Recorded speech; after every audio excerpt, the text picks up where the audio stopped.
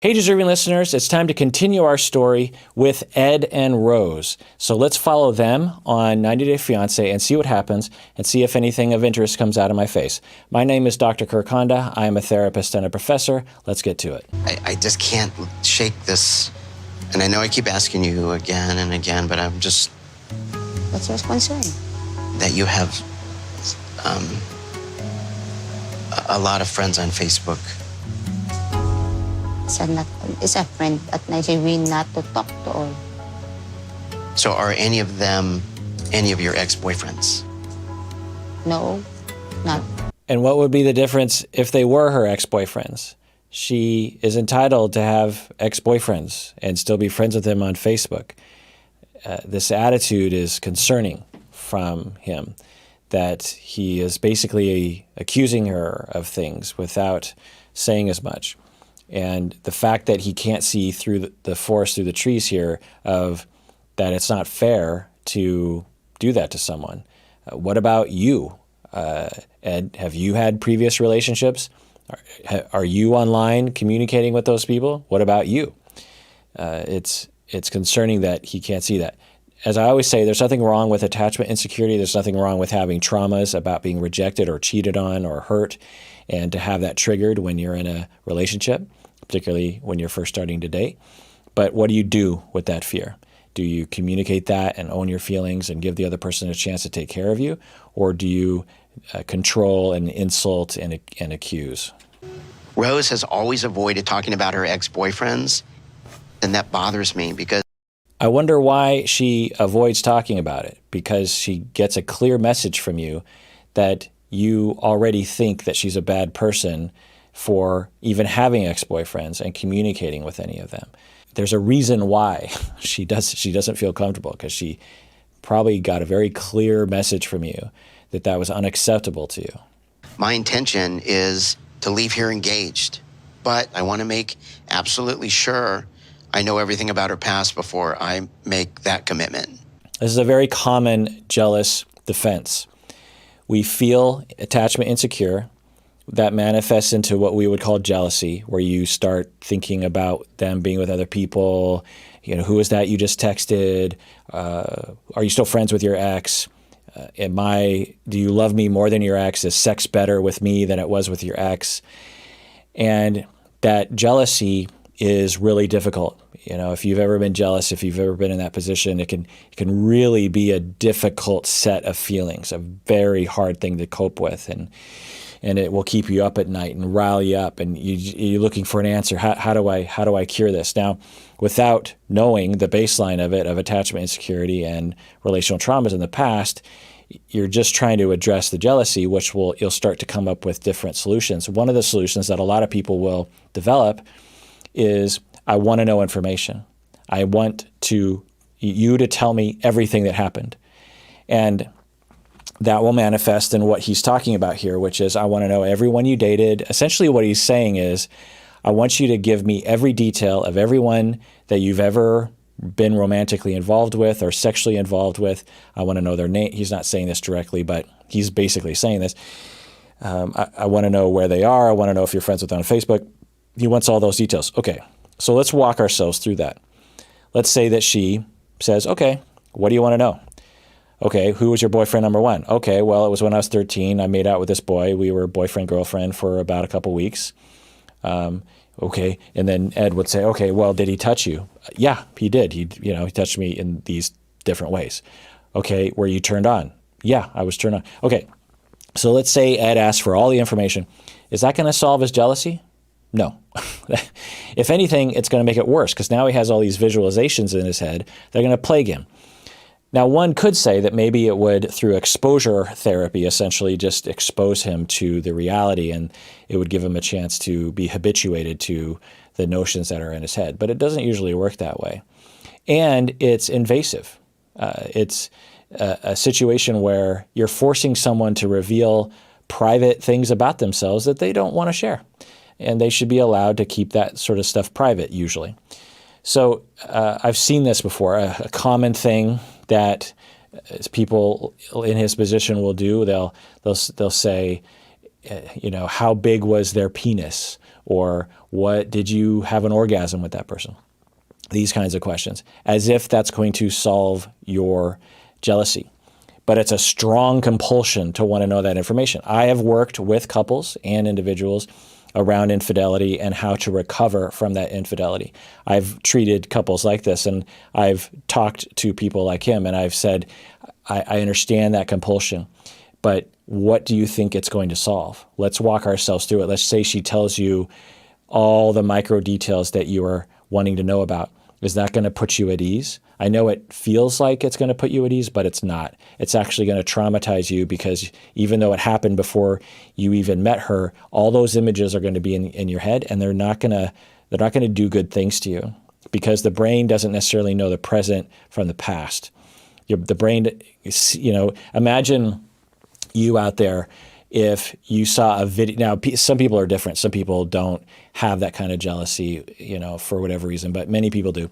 So imagine if you just came across a videotape of your partner having sex with someone in their past. So this is well before they ever met you.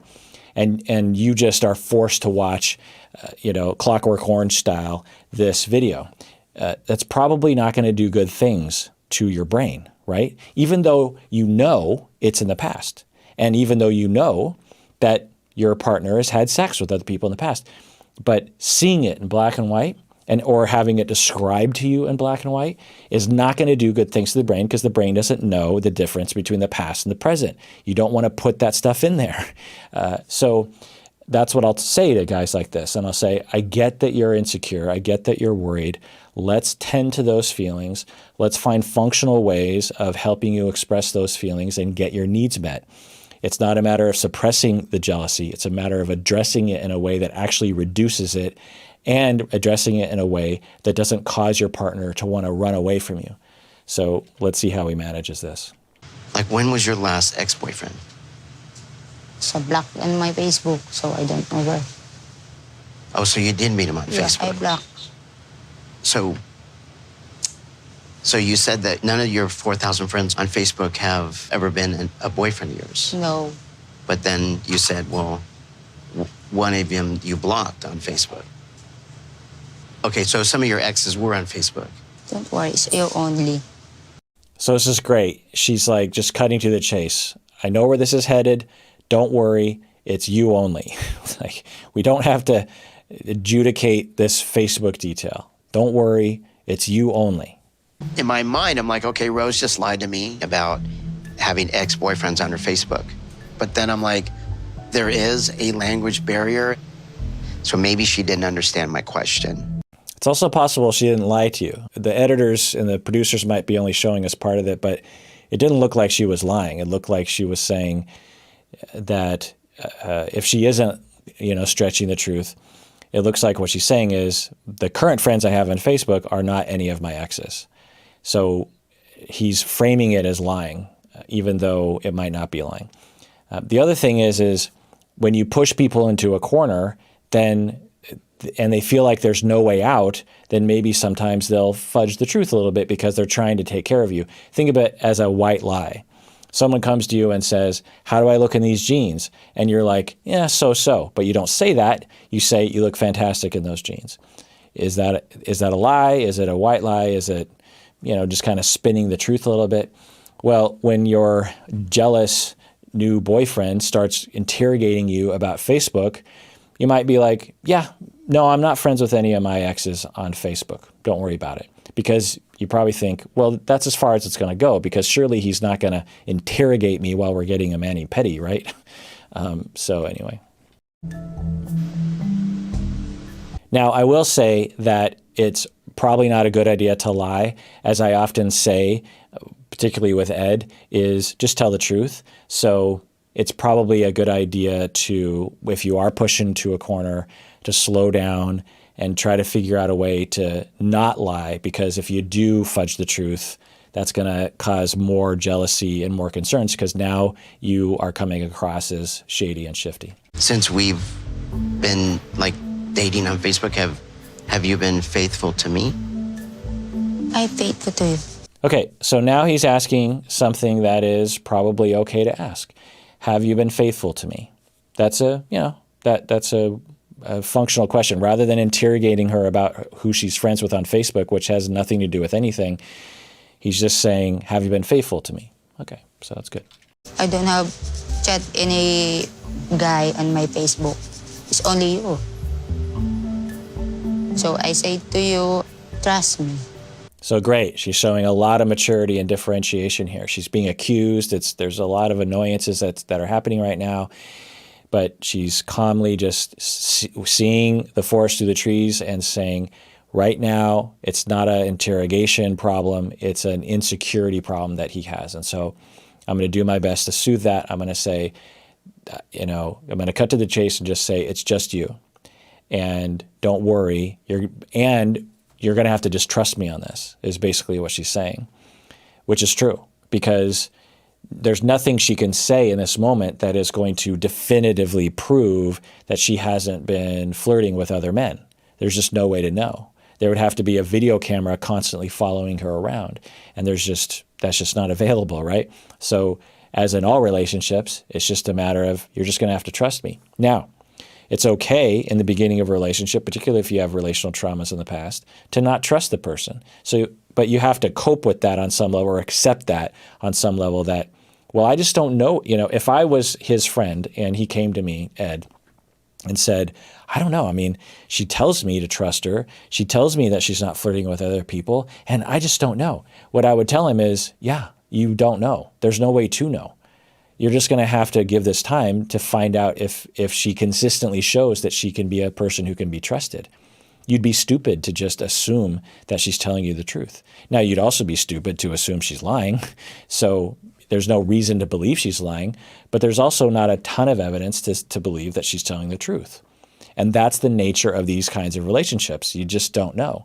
Really, in any relationship, 20 years in, even if there's never been any infidelity, there's no way to know that your spouse is not cheating on you. That is something, that's an existential question, like we all die and taxes always happen. Those are existential questions that you have to accept, and to try to eliminate that feeling is going to cause problems maybe. So, and that sucks. It sucks that none of us can 100% know that our spouse is not lying to us, but that's just how things go. And it's not a fun place to be, but it is the way that it is. So anyway, let's see how he continues. So she just said, you're just going to have to trust me, and let's see how he reacts to that. I don't know anything about your past. I don't want. What does knowing anything about her past have anything to do with her being faithful to you? That is an illogical train of thought that he has. I get it. He is terrified and he's looking for answers, but this isn't a good sign. Now, she just said something very interesting, very mature, very differentiated, by saying, I don't want to. I'm putting the brakes on here. I just told you I'm faithful to you. I just told you you're just going to have to trust me, and I don't want to dive into my past. She probably intuits like, well, what am I going to say about my past that's going to soothe your nerves? It's just going to make you more upset. That's what I'm guessing that she's intuiting, which is probably correct. You don't want to tell me your past? Please. I don't want to back my past. This is great. She's remaining calm. She's like, please, I'd rather not go back there. That's really great. So I want to see my future with you. I have no idea how many relationships he's had, and what does it matter? She could have thousands of past sexual partners. She is entitled to a past, as are you. How many partners have you had, Ed? There's sexism in this. There's colonialism kind of in this. I don't want to accuse Ed of this, but there's a track record of American men looking to the Orient to find, as an Asian person, I can attest to this, looking to Asia to find a pure virgin, to have so that you don't feel threatened by anything as a way of trying to solve your insecurity problems. I'm here to tell you that would never work in my estimation, and he's showing signs of that. I can't accuse him of that for sure. I would really have to get to know him better, but there are some definite red flags which are concerning. I like Ed on a certain level, so I have hope for him. Let's see if he can manage his emotions in this situation. Is giving me more of a reason not to trust her. Don't be sad. Relax your mind. Okay. Don't worry, okay? Okay. It makes me concerned that I could be her way out. She would come to the U.S. pretending to love me, and I support her and her son to get here, and then she leaves. Okay, so it's okay to be worried about that. There's reasons to believe that could be true. Now, Rose isn't doing anything to justify that worry, but given the scenario, we've heard about these sorts of things before. Whether or not it's very prevalent or not, it's hard to know, but it wouldn't be unheard of for someone to play Ed in this way. There's no indication that Rose is doing that, but that's a normal worry. What do you do with that worry? How do you manage that worry? How do you try to build trust and security between you and Rose? How do you get to know her? That's the question. Is asking her about her past and getting all the details about how many boyfriends she's had and who she's had sex with and whether or not she's friends with them on Facebook, is that going to solve the problem? No.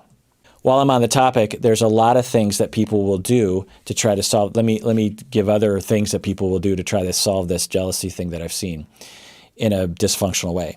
They will install apps on their spouse's phone so they can spy on them. That doesn't help. They will secretly get into their computer and look through all their files.